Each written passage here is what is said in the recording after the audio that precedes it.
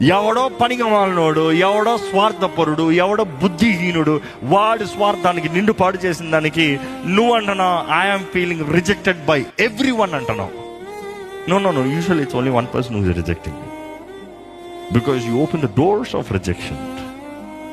అపవాది నిన్ను దూరి ఏలి చివరికి మనుషుడు చూడండి ఎట్లా ఉంటాడంటే, ఏ స్థితికి తీసుకెళ్తాడు అపవాది అంటే, మనుషుడు నీకు అన్యాయం చేస్తే నువ్వు దేవుడి మీద అలుగుతావు. మనుషుడు నిన్ను రిజెక్ట్ చేసిన దానికి దేవుడు నిన్ను రిజెక్ట్ చేసినట్టు మాట్లాడతావు.